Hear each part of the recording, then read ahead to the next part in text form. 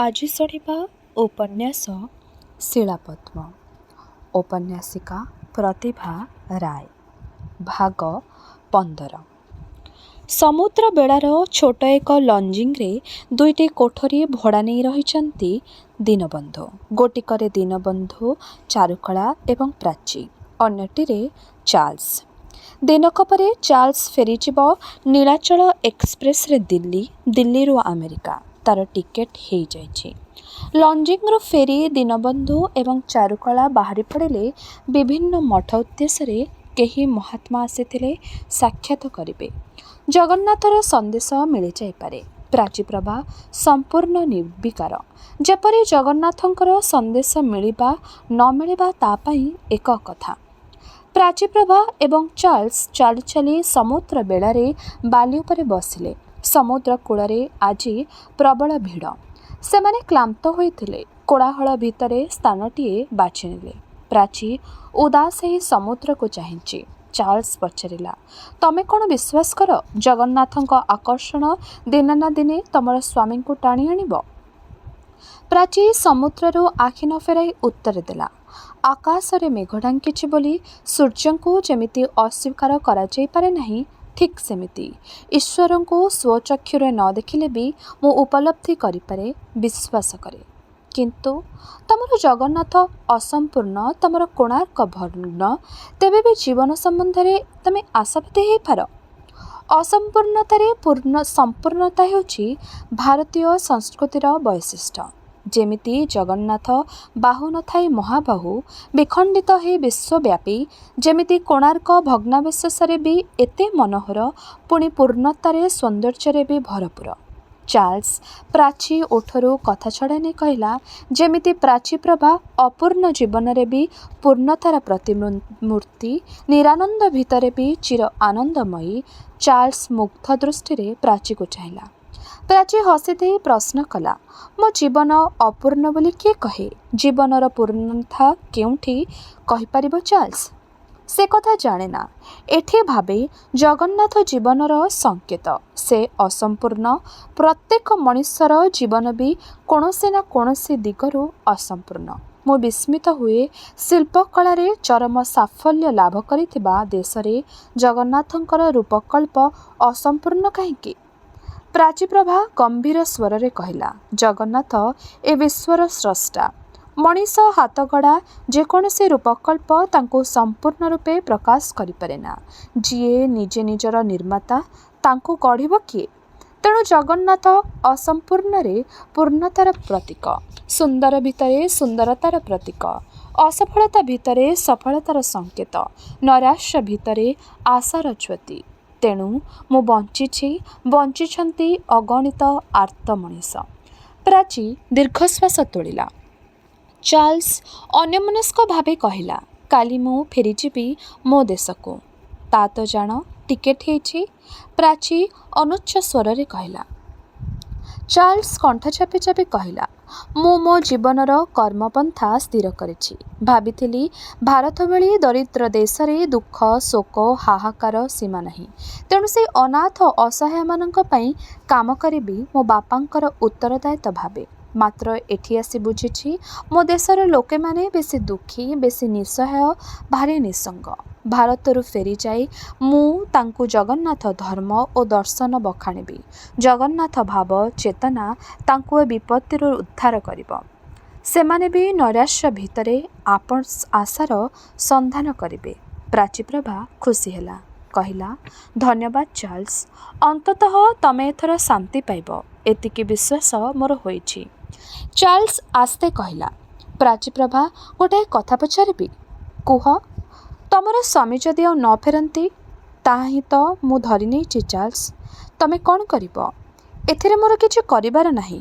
ତମର ଅବଶିଷ୍ଟ ଜୀବନ କଟିଯିବ।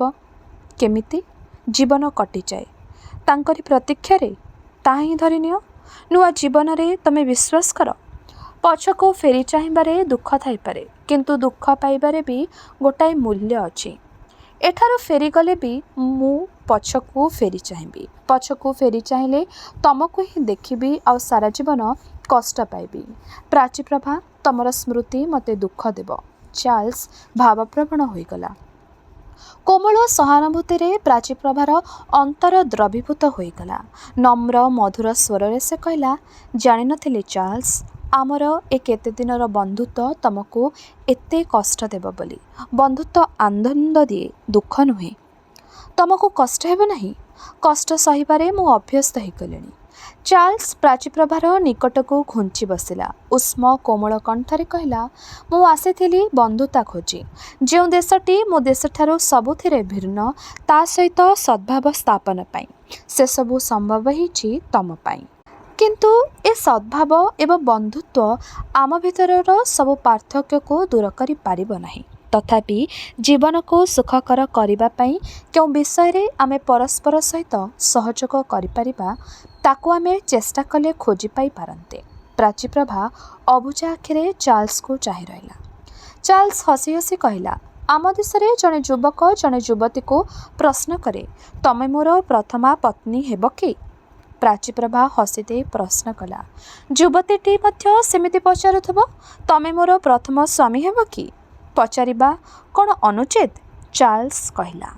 ପ୍ରାଚୀପ୍ରଭା ଶାନ୍ତ କଣ୍ଠରେ କହିଲା, ସ୍ତ୍ରୀ ପୁରୁଷଙ୍କ ପାଇଁ ସାମାଜିକ ଚଳଣି ଓ ମୂଲ୍ୟବୋଧ ସବୁ ଦେଶରେ କିଛି ନା କିଛି ଫରକ ହୋଇଥାଏ। ଚାର୍ଲସ ଏକ ଦୃଷ୍ଟିରେ ପ୍ରାଚୀପ୍ରଭାକୁ ଚାହିଁ ରହି କହିଲା, ଆଜି ମୁଁ ଯଦି ମୋର ପସନ୍ଦଯୋଗ୍ୟ ସ୍ତ୍ରୀଟିଏ ପାଏ, ପଚାରିବି, ତମେ ମୋର ସର୍ବପ୍ରଥମା ଏବଂ ସର୍ବଶେଷ ପତ୍ନୀ ହେବ କି? ଭାଗ୍ୟବତୀ ସେ ଝିଅଟି। ପ୍ରାଚୀ ମୃଦୁ ହସିଲା।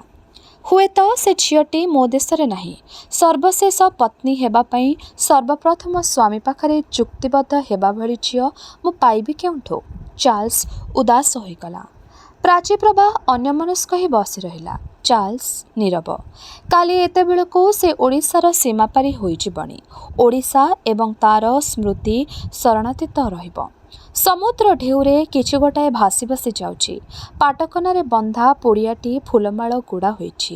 ଅଳ୍ପ ଦୂରରେ ବିଷ୍ଣୁ ମହାରଣା ଆଣ୍ଠୁଏ ପାଣିରେ ଛିଡ଼ା ହୋଇ ସମୁଦ୍ର ଆଡ଼େ ଚାହିଁ ପ୍ରଣାମ କରୁଛି।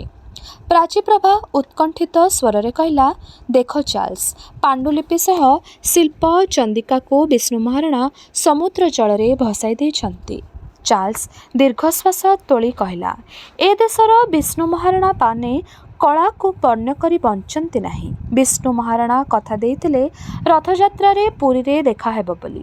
ମୋଠାରୁ ଲଜିଂର ଠିକଣା ନେଇଥିଲେ। ଶେଷ ପର୍ଯ୍ୟନ୍ତ ଆଶା ଥିଲା ବିଷ୍ଣୁ ମହାରଣା ପାଣ୍ଡୁଲିପିକୁ ହସ୍ତାନ୍ତର କରିବା ପାଇଁ ମନସ୍ଥ କରିବେ। କିନ୍ତୁ ଦେଖୁଛି ଏ ଦେଶରେ ଏବେ ମଧ୍ୟ ଅନେକ ଲୋକ ମୂଲ୍ୟବୋଧ ପାଇଁ ଅନେକ କିଛି ତ୍ୟାଗ କରିଦିଅନ୍ତି। ପ୍ରାଚୀପ୍ରଭା, ଏ ଦେଶରେ ଗୋଟିଏ କୋଣାର୍କ ଭାଙ୍ଗି ପଡ଼ିଲେ ସହସ୍ର କୋଣାର୍କ ଗଢ଼ା ହୋଇପାରିବ। କାରଣ ଏ ଦେଶ ବ୍ୟବସାୟର ଦେଶ ନୁହେଁ, ଏ ଦେଶ ଶିଳ୍ପୀର ଦେଶ। ବିଷ୍ଣୁ ମହାରଣା ଦୂରରୁ ହାତ ହଲାଇ ବିଦାୟ ଜଣାଉଛି। ଚାର୍ଲସ ପ୍ରଣାମ ଜଣାଇଲା। ବିଷ୍ଣୁ ମହାରଣା ଗୋଟିଏ ଗୋଟିଏ ପାଦ ପକାଇ ଦୂରକୁ ଚାଲିଯାଉଛି। ଚାର୍ଲସ ସ୍ୱର୍ଗତୋକ୍ତି କଲା, ବିଦାୟ କଳିଙ୍ଗ ଶିଳ୍ପୀ, ତମର ଜୟ ହେଉ। ଶିଳ୍ପ ଚନ୍ଦ୍ରିକାକୁ ଅଭିମାନରେ ତମେ ଭସାଇ ଦେଲେ ବି କୋଣାର୍କ ବଞ୍ଚି ରହିବ। ବଞ୍ଚି ରହିବ ଉତ୍କଳର କଳା ଏବଂ ସଂସ୍କୃତି, ମୂଲ୍ୟବୋଧ ଏବଂ ପରମ୍ପରା। ସମୁଦ୍ର ବେଳାରେ ଛୋଟ କାଠର ବଜାରଟିଏ ବସିଛି। ଯାତ୍ରୀମାନେ ପେଡ଼ା, ଚିନାବାଦାମ, ମସଲା ମୁଢ଼ି, ସିଙ୍ଗଡ଼ା କିଣି ଖାଉଛନ୍ତି। ଶଙ୍ଖ, ଶାମୁକା, ମାଳି, ଚୁଡ଼ି କିଣୁଛନ୍ତି ସ୍ତ୍ରୀ ଲୋକମାନେ। ଛୋଟ ଛୋଟ ଲଙ୍ଗଳା ପିଲାଗୁଡ଼ାଏ ହାତ ପତାଇ ମାଗୁଥିଲେ, ମା, ପଇସାଟିଏ, ବାବୁ, ଖାଇବାକୁ କିଛି ଦିଅ। ଯାତ୍ରୀମାନଙ୍କର କିଛି ଭାବାନ୍ତର ନାହିଁ। ଏ ତ ନିତିଦିନିଆର କଥା। ଆଖି ସାମ୍ନାରେ ଗୋଟାଏ ଅଭିନବ ଦୃଶ୍ୟ। ଅବଶ୍ୟ କେବଳ ଚାର୍ଲସ ପାଇଁ ଏ ଦୃଶ୍ୟଟି ବିସ୍ମୟକର। ଅନ୍ୟ କାହାରି ଧ୍ୟାନ ଦୃଷ୍ଟିଟି ପ୍ରତି ଆକର୍ଷିତ ହେଉନାହିଁ। ଚାର୍ଲସ ଫଟୋଟିଏ ଉଠାଇଲା। ଜୀର୍ଣ୍ଣ ଭିକାରୀ ବୁଢ଼ାଟିଏ, ସାଥିରେ ଜରାଗ୍ରସ୍ତ ରୁଗୁଣା ବୁଢ଼ୀଟିଏ। ଦୁହେଁ ଦୁହିଁଙ୍କୁ ଆଶ୍ରା କରି ସମୁଦ୍ର ବାଲିରେ ଚାଲୁଛନ୍ତି। ଯାତ୍ରୀମାନଙ୍କ ପାଖରେ ହାତ ପକାଇ ମାଗୁଛନ୍ତି। କିଏ କାହାକୁ ଆଶ୍ରା କରି ଚାଲିଛି, ଚାର୍ଲସ ସେ କଥା ବୁଝିପାରୁନଥିଲା। ଚାର୍ଲସ ଭାବୁଥିଲା, ସେମାନେ କେହି କାହାକୁ ଆଶ୍ରୟ କରିନାହାନ୍ତି, ବରଂ ଦୁହେଁ ଦୁହିଁଙ୍କର ଭାର ହିଁ ବଢ଼ାଉଛନ୍ତି। ସାରା ଜୀବନ ସେମାନେ ଏମିତି ଚାଲିଛନ୍ତି ମୃତ୍ୟୁ ପର୍ଯ୍ୟନ୍ତ। ଜଣଙ୍କର ଭାର ଜଣଙ୍କର ଦୁଃଖ ବଢ଼ାଏ, ଜଣଙ୍କର ଭୋକ ଆଉ ଜଣଙ୍କର ଆହାରରେ ଭାଗ ବସାଏ। ଅଥଚ ସେମାନେ ଯୁଗ୍ମ ହୋଇ ଜୀବନ କାଟୁଛନ୍ତି। ମୃତ୍ୟୁର ଉପକଣ୍ଠରେ ଠିଆ ହୋଇ ସେମାନେ ଅବିଚ୍ଛିନ୍ନ। ଆଜି ସେମାନଙ୍କ ଭିତରେ ଯେଉଁ ସମ୍ପର୍କ ପ୍ରତିଷ୍ଠା ହୋଇଛି ତାହା ଚାର୍ଲ୍ସ ପାଇଁ ଦୁର୍ବୋଧ୍ୟ। ସେ ସମ୍ପର୍କ ହୁଏତ ପ୍ରତ୍ୟାଶା ରହିତ, ଦେହାତୀତ, କାମନା ବାସନାର ବହୁ ଊର୍ଦ୍ଧ୍ୱରେ। ଚାର୍ଲ୍ସ ବୁଝିବାକୁ ଚେଷ୍ଟା କରୁଥିଲା ଭାରତର ରାଜରାସ୍ତାରେ ଏଭଳି ସ୍ୱର୍ଗୀୟ ସମ୍ପର୍କର ଚିତ୍ର ଅତି ସାଧାରଣ ଏବଂ ସ୍ୱାଭାବିକ। ଚାର୍ଲ୍ସ ପ୍ରାଚୀପ୍ରଭାର ମୁହଁକୁ ଚାହିଁଲା। ଶେଷ ମୁହୂର୍ତ୍ତରେ କିଛି ମନର କଥା କହିବାକୁ ଭାବିଥିଲେ, କିନ୍ତୁ ଏ ଦୃଶ୍ୟ ଦେଖିବା ପରେ ସେ କଥା ଥାଉ। ଦୃଶ୍ୟ ସହିତ ମନର କଥାର ସମ୍ପର୍କ କ'ଣ? ଚାର୍ଲ୍ସ ପ୍ରାଚୀପ୍ରଭାକୁ ଗମ୍ଭୀର ଦୃଷ୍ଟିରେ ଚାହିଁ କହିଲା, ଏ ଦେଶର ଗୋଟିଏ ଝିଅକୁ ମନର କଥା କହିବାକୁ ଚାହିଁଥିଲି, ମାତ୍ର ସେ ବହୁ ପୂର୍ବରୁ ଚୁକ୍ତିବଦ୍ଧ ଅଛି। ଯଦିଓ ସେ ଚୁକ୍ତିର ସର୍ତ୍ତ ତା ଉପରେ ଜୋର କରି ଦିଆଯାଇଛି, ମୁଁ ଜାଣେ ସେ ଚୁକ୍ତି ହେବ ନାହିଁ। ପ୍ରାଚୀ ଦୀର୍ଘଶ୍ୱାସ ଛାଡ଼ି କହିଲା, ଜୀବନରେ ସମସ୍ତେ ସବୁ ପ୍ରତିଜ୍ଞା ରକ୍ଷା କରିପାରନ୍ତି ନାହିଁ, କିନ୍ତୁ କେତେଟା ପ୍ରତିଜ୍ଞା ଭଙ୍ଗ କରି ହୁଏ ନାହିଁ। ଚାର୍ଲ୍ସ, ନିଜ ଦେଶରୁ ଆଉ ଗୋଟିଏ ଝିଅ ଖୋଜିନିଅ। ଅସମ୍ଭବ। କାହିଁକି? କହୁଛି ତ, ମୋର ପ୍ରତିଜ୍ଞା, ମୋର ପ୍ରଥମା ପତ୍ନୀ ହିଁ ହେବ ମୋର ସର୍ବଶେଷ ପତ୍ନୀ। କିନ୍ତୁ ଦିନେଶ ତ ତମ ଦେଶରୁ ଝିଅଟିଏ ବାଛିନେଲା। ଅର୍ଥାତ୍ ଦିନେଶ ସେଠାରେ ବିବାହ କରିଛି। ସେ କେବେ ଫେରୁଛି? ସେଠାରେ ସେ ସ୍ଥାୟୀ ବାସିନ୍ଦା ହୋଇ ରହିବା ପାଇଁ ସିଦ୍ଧାନ୍ତ କରିଛି। ତାହା ହିଁ ତା ସ୍ତ୍ରୀର ଇଚ୍ଛା। ଚାର୍ଲ୍ସ ପଚାରିଲା, ଏସବୁ ମୋତେ ତ କେବେ କହିନାହାନ୍ତି ମଉସା? ପ୍ରାଚୀ ଦୀର୍ଘଶ୍ୱାସ ଛାଡ଼ି କହିଲା, ନିଜ ଦୁଃଖର ବୋଝରେ ଅନ୍ୟର ମନକୁ ଭାରାକ୍ରାନ୍ତ କରିବା ପାଇଁ ସେ ଚାହାନ୍ତି ନାହିଁ। ଆବଶ୍ୟକ ନଥିଲା। କାହାକୁ ଦୁଃଖ ଦେବା ତାଙ୍କର ନୀତି ବିରୁଦ୍ଧ। ଚାର୍ଲ୍ସ ନରମ କଣ୍ଠରେ କହିଲା, ମୋ ଦେଶରେ ପ୍ରାଚୁର୍ଯ୍ୟ ଅଛି, କିନ୍ତୁ ପ୍ରାଣ ନାହିଁ। ଦିନେଶ ପ୍ରାଚୁର୍ଯ୍ୟକୁ ଭଲ ପାଇଛି, ମୁଁ କିନ୍ତୁ ପ୍ରାଣ ଖୋଜୁଛି। ବିଚିତ୍ର ଏ ମଣିଷ, ଯାହା ନିଜର ନୁହେଁ ତାକୁ ହିଁ ସେ ଭଲ ପାଏ। ପ୍ରାଚୀ ହସିଲା। କ୍ଳାନ୍ତ, ଅବସନ୍ନ ଦିଶୁଥିଲା ତାର ଚେହେରା। ଚାର୍ଲ୍ସ ପଚାରିଲା, ତମେ କେବେ ମୋ ଦେଶକୁ ଆସୁଛ? ଯେବେ ତମେ ଡାକିବ। ଅତି ଅନ୍ତରଙ୍ଗ ପ୍ରାଚୀପ୍ରଭାର କଣ୍ଠସ୍ୱର। ଚାର୍ଲ୍ସ ଆଗ୍ରହଭରା ସ୍ୱରରେ କହିଲା, ଯଦି ଆଜି ଡାକେ ମୋ ସାଙ୍ଗେ ଯିବା ପାଇଁ? ଯିବି, କିନ୍ତୁ ତମ ସଙ୍ଗେ ନୁହେଁ। ଆମ ଦୁହିଁଙ୍କର ରାସ୍ତା ଭିନ୍ନ। ମଣିଷର ଉତ୍ପତ୍ତି ସ୍ଥଳ ଏକ, ଗନ୍ତବ୍ୟସ୍ଥଳ ଏକ, ରାସ୍ତା କିନ୍ତୁ ଅନେକ। ରାସ୍ତା ଭେଦରେ ମଣିଷ ଭିତରେ ଏ ଭେଦାଭେଦକୁ ତମେ ସ୍ୱୀକାର କର। ମୁଁ ମ୍ଲେଚ୍ଛ, ସେଥିପାଇଁ ତମେ ମୋତେ ଘୃଣ କର। ଚାର୍ଲ୍ସର କଣ୍ଠସ୍ୱର ବେଦନାରେ ଛଳଛଳ। ପ୍ରାଚୀ ଆହତ ହେଲା। ଛଳଛଳ ଆଖିରେ ଚାହିଁ ରହିଲା ଚାର୍ଲ୍ସକୁ। ବାଷ୍ପାକୁଳ କଣ୍ଠରେ କହିଲା, ଜୀବନରେ ପ୍ରଥମ କରି ବନ୍ଧୁ ଭାବେ ତମକୁ ଗ୍ରହଣ କରିଛି। ତା ପୂର୍ବରୁ ମୋ ଜୀବନରେ ଯେଉଁ ପୁରୁଷ ଆସିଥିଲେ ତାଙ୍କୁ ମୁଁ ଈଶ୍ୱର ମନେକରି ଭକ୍ତି କରେ। ତେଣୁ ମୋର ସମସ୍ତ ସ୍ନେହ, ମମତା ତମେ ହିଁ ଲୁଟି ନେଇଛ ଚାର୍ଲ୍ସ। ସେଠି ଘୃଣାର ସ୍ଥାନ ନାହିଁ। ତେବେ ମୋ ସଙ୍ଗେ ଯିବା ପାଇଁ ଆପତ୍ତି କାହିଁକି? ଆମେ ପୃଥିବୀ ସାରା ଘୂରି ବୁଲିବା, ଜଗନ୍ନାଥ ଭାବରେ ଉଦ୍ବୁଦ୍ଧ ହେଇ ମଣିଷକୁ ପ୍ରେମ କରିବା, ଦୀନ ଦଳିତର ସେବା କରିବା। ମୋତେ ଅପେକ୍ଷା କରିବାକୁ ହେବ। କେତେ ଦିନ? ପ୍ରାଚୀ କିଛି ଉତ୍ତର ଦେଲା ନାହିଁ। ଅସହାୟ ଆଖିରେ ସମୁଦ୍ରର ଅଗଣନ ଢେଉକୁ ଚାହିଁ ରହିଲା। ଭାବିଲା, ସମୁଦ୍ରର ଲହଡ଼ିକୁ କିଏ କ'ଣ ଗଣିପାରେ? ଅପେକ୍ଷାର ମୁହୂର୍ତ୍ତକୁ କ'ଣ କେହି କଳିପାରେ? ମା, ଦୀନବନ୍ଧୁ ପଛରୁ ଡାକୁଛନ୍ତି। ପ୍ରାଚୀ ଫେରି ଚାହିଁଲା। ଅନେକ ଆଶା ନେଇ ଜଗନ୍ନାଥର ସନ୍ଧାନରେ ଯାଇଥିଲେ ଦୀନବନ୍ଧୁ ଏବଂ ଚାରୁକଳା। ଚାର୍ଲ୍ସ ଦୀନବନ୍ଧୁଙ୍କ ମୁହଁକୁ ଲକ୍ଷ୍ୟ କଲା। କାରୁକାର୍ଯ୍ୟର ଉତ୍କର୍ଷତାରେ ଐଶ୍ୱର୍ଯ୍ୟମୟୀ କୋଣାର୍କ ମନ୍ଦିରର କମନୀୟ ଭଗ୍ନାବଶେଷ ଭଳି ପରାଜିତ। ଭଗ୍ନ ମନୋରଥ ବ୍ୟଥିତ ଦୀନବନ୍ଧୁ ତେବେ ବି ଅଶେଷ ଆଶାର ଭଗ୍ନାବଶେଷ ଭଳି ଠିଆ ହୋଇଛନ୍ତି। ପ୍ରାଚୀପ୍ରଭାର ପିଠିରେ ଆଶ୍ୱାସନାର ସ୍ପର୍ଶ ଦେଇ କହିଲେ, ସନ୍ଧ୍ୟା ହେଲାଣି। ମାଉସୀ ଲଜିଂରେ ଅପେକ୍ଷା କରିଛନ୍ତି। ଅପେକ୍ଷା କରିବା ଛଡ଼ା ଆମ ହାତରେ ଆଉ କ'ଣ ଅଛି? ଜଗନ୍ନାଥଙ୍କର ଯାହା ଇଚ୍ଛା। ପ୍ରାଚୀପ୍ରଭା ନିଶ୍ଚଳ ନିର୍ବିକାର ହୋଇ ଠିଆ ହୋଇଥାଏ। ଚାର୍ଲ୍ସକୁ ଦିଶୁଥାଏ କୋଣାର୍କର ସେହି ଅନନ୍ତ ପ୍ରତୀକ୍ଷାର ଶାଶ୍ୱତ ମୂର୍ତ୍ତି ଭଳି। ବିଦାୟର ସେହି ମର୍ମନ୍ତୁଦ ମୁହୂର୍ତ୍ତଟି ଉପସ୍ଥିତ। ଚାରୁକଳା କେବେ କାହାକୁ ବିଦାୟ ଦେବା ପାଇଁ ଷ୍ଟେସନ ଆସନ୍ତି ନାହିଁ। ସେ ଲଜିଂରେ ରହିଲେ। ତାଙ୍କ ପାଦ ଛୁଇଁ ପ୍ରଣାମ କରିଆସିଥିଲା ଚାର୍ଲ୍ସ। ପଚାରିଲା, ଦିନେଶର ଠିକଣା ଅଛି? କିଛି ଖବର ଦେବେ? ଚାରୁକଳା ଅଶ୍ରୁ ଚାପି ନେଇ କହିଲେ, କହିବ ଜନ୍ମମାଟିକୁ ଭୁଲିବ ନାହିଁ।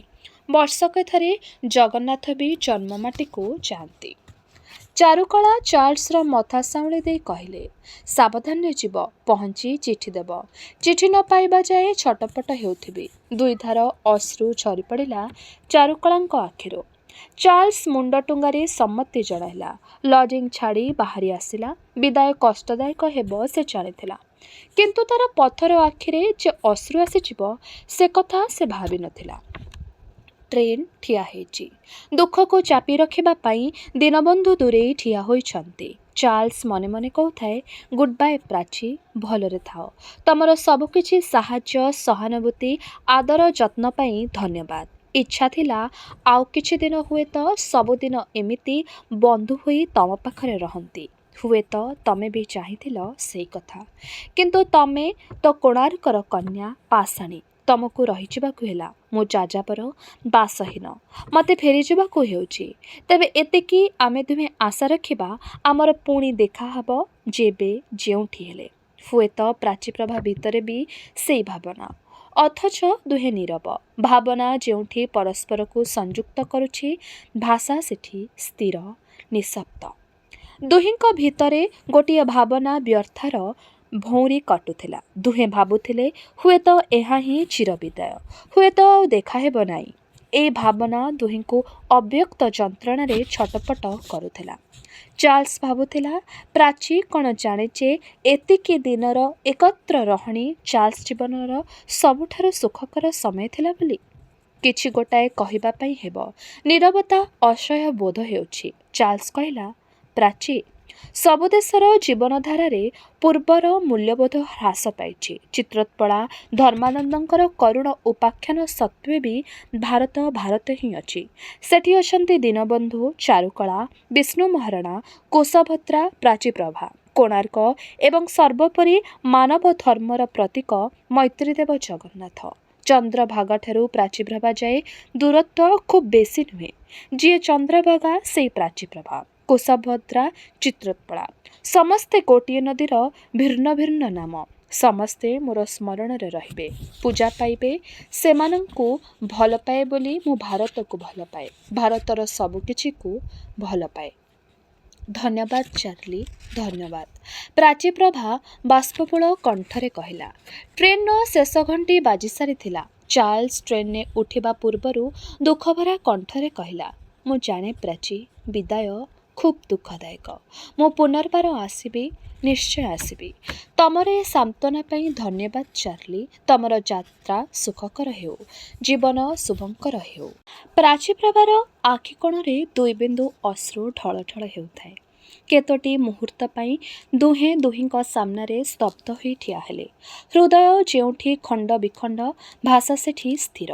ଭଗ୍ନ କୋଣାର୍କ ଭଳି ଦୁହେଁ ସ୍ଥିର ହୋଇ ଠିଆ ହୋଇଥାନ୍ତି। ଚାର୍ଲ୍ସ ପ୍ରାଚୀପ୍ରଭାର ହାତ ଧରିଲା। ଅନେକ ସମୟରୁ ଛଳ ଛଳ କରୁଥିବା ଲୁହ ଦୁଇ ବିନ୍ଦୁ ପ୍ରାଚୀପ୍ରଭାର ଗଣ୍ଡ ଦେଇ ଖସି ଆସିଲା। ହାତ ଖସାଇ ନେଇ ସେ ଚଟ୍ କରି ପଛକୁ ମୁହଁ ବୁଲାଇ ଦେଲା। ଚାର୍ଲ୍ସ ଉଠିଗଲା କମ୍ପାର୍ଟମେଣ୍ଟକୁ। ଟ୍ରେନ୍ ଚାଲିବାକୁ ଆରମ୍ଭ କରିବା ପରେ ହିଁ ପ୍ରାଚୀପ୍ରଭା ମୁହଁ ବୁଲାଇ ଚାର୍ଲ୍ସକୁ ଚାହିଁଲା ଏବଂ ହାତ ହଲାଇ ବିଦାୟ ଜଣାଇଲା। ଟ୍ରେନ୍ ପାଖକୁ ଘୁଞ୍ଚି ଆସିଲା ପ୍ରାଚୀପ୍ରଭା। ଚାର୍ଲ୍ସ ଅସ୍ପଷ୍ଟ ସ୍ୱରରେ କହିଲା, ତମକୁ ମୁଁ ଭଲ ପାଏ ପ୍ରାଚୀ। ତମେ ମୋର ଆତ୍ମାକୁ ଆଚ୍ଛନ୍ନ କରିଛ। ଏ ଭଲ ପାଇବାର ଆଉ ଶେଷ ନାହିଁ। ପ୍ରାଚୀପ୍ରଭା ମୁହୂର୍ତ୍ତକେ ଦୁଇଭାଗ ହୋଇଗଲା। ତାର ରକ୍ତ ମାଂସ ଦେହ ଓ କର୍ତ୍ତବ୍ୟ, ତାର ଆବେଗ, ଉଚ୍ଛ୍ୱାସ, କାମନା ଓ ଆଶା। ଗୋଟିଏ ନଶ୍ୱର, ଅନ୍ୟଟି ଅବିନଶ୍ୱର। ଗୋଟିଏ ଦେହ, ଅନ୍ୟଟି ଆତ୍ମା। ଦେହ ସେଇଠି ଅଛି, ଆତ୍ମା ଉଡ଼ିଯାଇଛି। ତାର ମନେ ହେଲା ସେ କାହାକୁ ଖୋଜୁଛି। କାହାକୁ? ଆତ୍ମାକୁ। ଦେହାତୀତ କାହାର ସତ୍ତାକୁ ସେ ଖୋଜୁଛି। ସେ କିଏ? ରାଜା ନରସିଂହ, ସ୍ୱାମୀ ଜଗନ୍ନାଥ, ନା ବନ୍ଧୁ ଚାର୍ଲ୍ସ? ବିହ୍ୱଳ ଦୃଷ୍ଟିରେ ଝର୍କା କାଚ ଦେଇ ଚାଲିଛି ଚାର୍ଲ୍ସ। ତା ସାମ୍ନାରେ କୋଣାର୍କ ଭଳି ଅବିଚଳ ହୋଇ ଠିଆ ହୋଇଛି ପ୍ରାଚୀ। କୋଣାର୍କର ଆଜି ଦେବତା ନାହାନ୍ତି, ଭଗ୍ନ କାରୁକାର୍ଯ୍ୟ ହିଁ କୋଣାର୍କର ସମ୍ପଦ। ପ୍ରାଚୀପ୍ରଭା ଭିତରେ ଆତ୍ମା କେଉଁଠି ହଜିଯାଇଛି। ଚାର୍ଲ୍ସ ଦେଖୁଛି ଗୋଟାଏ କାରୁକାର୍ଯ୍ୟ ଭରା ଦେହତାକୁ ବିଦାୟ ଜଣାଇ ହାତ ହଲାଉଛି। ଆସ୍ତେ ହାତ ସ୍ଥିର ହୋଇଯାଉଛି, ତା ଆଖିରୁ ଦୃଷ୍ଟି ଉଦାସ ହୋଇଯାଉଛି, ତା ମୁଖର ଭାବ ପରିବର୍ତ୍ତିତ ହେଉଛି। ସେ ଯେମିତି ବିଦାୟ ଜଣାଉନି, କାହାର ସ୍ୱାଗତ ପାଇଁ ଅପେକ୍ଷା କରିଛି। କୋଣାର୍କ ଗାତ୍ରର ପ୍ରତୀକ୍ଷାରେ ସେ ଶାଶ୍ୱତ ମୂର୍ତ୍ତିଟି ଚାର୍ଲ୍ସର ଆଖି ଆଗରେ ମୂର୍ତ୍ତିମନ୍ତ ହେଉଛି। ଝାପ୍ସା ହୋଇଯାଉଛି ପ୍ରାଚୀପ୍ରଭାର ଛବି। ନୈରାଶ୍ୟ ଭିତରେ ଆଶା, ଦାରିଦ୍ର୍ୟ ଭିତରେ ଆଡ଼ମ୍ବର, ବିଦାୟ ଭିତରେ ମିଳନର ଆଶା। ବିଦାୟ ଭିତରେ ମିଳନର ଆଶା, ମୃତ୍ୟୁରେ ନବଜନ୍ମର ପରିକଳ୍ପନା ଭାରତୀୟ ସଂସ୍କୃତିର ବୈଶିଷ୍ଟ୍ୟ। ଜଗନ୍ନାଥ ପରମ ପୁରୁଷ, ପରମାତ୍ମା, ଅପୂର୍ଣ୍ଣରେ ପୂର୍ଣ୍ଣ। ସେଥିପାଇଁ ଏ ଦେଶ ସହନ୍ତିର ଦେଶ। ଜଗନ୍ନାଥ ସହନ୍ତି ଏବଂ ସମନ୍ୱୟର ପ୍ରତୀକ। ଚାର୍ଲ୍ସ ବିଦାୟ ନେଉନାହିଁ, ପାଖେଇ ଆସୁଛି ତାର ବନ୍ଧୁ, ପରିଜନ, ପରିବାରଙ୍କ ନିକଟକୁ। ସେ ପୃଥିବୀର ଯେଉଁ ପ୍ରାନ୍ତରେ ଘୂରି ବୁଲିଲେ ବି ତାର ସମସ୍ତେ ଅଛନ୍ତି ଏଇଠି, ଭାରତ ଭୂଇଁରେ, ମୈତ୍ରୀ ଦେବତାଙ୍କ ଦେଶରେ। ଚାର୍ଲ୍ସର ଅଶାନ୍ତ ମନ ଶାନ୍ତ ହେଲା, ଅପୂର୍ଣ୍ଣ ଆତ୍ମା ପରିପୂର୍ଣ୍ଣ ହୋଇଗଲା। ଦୂରରୁ ପ୍ରାଚୀପ୍ରଭାର ଅଚଳ ମୂର୍ତ୍ତିଟି ଉଜ୍ଜ୍ୱଳ ବିନ୍ଦୁଟିଏ ଭଳି ଦିଶୁଥାଏ। ଅନ୍ଧାର ଭିତରେ ଆଲୋକ ଶିଖା ଭଳି ସେ ଚଳୁଥାଏ। ନୈରାଶ୍ୟ ଭିତରେ ଆଶାର ଜ୍ୟୋତି ଭଳି ଚାର୍ଲ୍ସକୁ ଲକ୍ଷ୍ୟ ପଥରେ ବାଟ କଢ଼ାଇ ନେଉଥାଏ। ବିଦାୟ ବେଳାରେ ଦୀନବନ୍ଧୁ ଦେଇଥିଲେ ଛୋଟ ଜିନିଷଟିଏ, କାଗଜରେ ଗୁଡ଼ା ପୋଟଳଟିଏ। କହିଥିଲେ, କେବେ ଯଦି ଭାଙ୍ଗି ପଡ଼ିବ ୟାକୁ ଆଶ୍ରା କରିବ। ଚାର୍ଲ୍ସ ପକେଟରୁ ଜିନିଷଟି କାଢ଼ିଲା। ଛୋଟ ପ୍ଲାଷ୍ଟିକ ଖୋଳ ଭିତରେ ଟିକି ଟିକି ଜଗନ୍ନାଥ, ବଳଭଦ୍ର, ସୁଭଦ୍ରାଙ୍କର ମୂର୍ତ୍ତି। ଉତ୍କଳ ଭାରତ ତଥା ବିଶ୍ୱକୁ ଗଙ୍ଗ ରାଜାମାନଙ୍କର ସର୍ବଶ୍ରେଷ୍ଠ ଦାନ ମୈତ୍ରୀଦେବ ଜଗନ୍ନାଥ। ପ୍ରାଚୀ ପଛରେ ରହିଗଲା ବୋଲି ଚାର୍ଲ୍ସ କ'ଣ ଭାଙ୍ଗି ପଡ଼ୁଛି? ସେ ଉଚ୍ଚାରଣ କଲା, ଜଗନ୍ନାଥ ସ୍ୱାମୀ ନୟନପଥଗାମୀ ଭବ ତୁମେ। ଦୃଷ୍ଟିପଥରୁ ପ୍ରାଚୀପ୍ରଭା ଅନ୍ତର୍ନିହିତ ହୋଇଗଲା। ସେଠି ଥିଲେ ଦେବୀ ସୁଭଦ୍ରା। କଳା ଗୋରା ଦୁଇ ଭାଇଙ୍କ ଗହଣରେ ସେ ହସୁଥିଲେ ବିଶ୍ୱପ୍ରାଣକୁ ସଂଯୁକ୍ତ କରି। ଚାର୍ଲ୍ସ ପୁନର୍ବାର ଗାଇଲା, ଜଗନ୍ନାଥ ସ୍ୱାମୀ ନୟନପଥଗାମୀ ଭବ ତୁମେ। ଭେଦାଭେଦ ଭୁଲି ତାର ସ୍ୱରରେ ସ୍ୱର ମିଳାଇ ପାଳି ଧରିଲେ କେତେଜଣ ଫେରନ୍ତା ଯାତ୍ରୀ। ବିଦାୟ ବେଳର ଉଦାସ ମୁହୂର୍ତ୍ତଟି ମୈତ୍ରୀ ସଙ୍ଗୀତର ଧାରାଟିଏ ହୋଇ ପ୍ରାଚୀପ୍ରଭା ନିକଟକୁ ଉଜାଣି ବହିଯାଉଥିଲା ଅନନ୍ତ ଆକାଶର ସୀମା ଛୁଇଁ। ପୃଥିବୀର ଦିଗେ ଦିଗେ ବ୍ୟାପି ଯାଉଥିଲା ସେଇ ପ୍ରେମମୟ ସଙ୍ଗୀତର ମୂର୍ଚ୍ଛନା। ତେବେ ଏହିଠାରେ ଶେଷ ହେଲା ଔପନ୍ୟାସିକା ପ୍ରତିଭା ରାୟଙ୍କର ଉପନ୍ୟାସ ଶିଳାପଦ୍ମ। ରହିଲି, ନମସ୍କାର।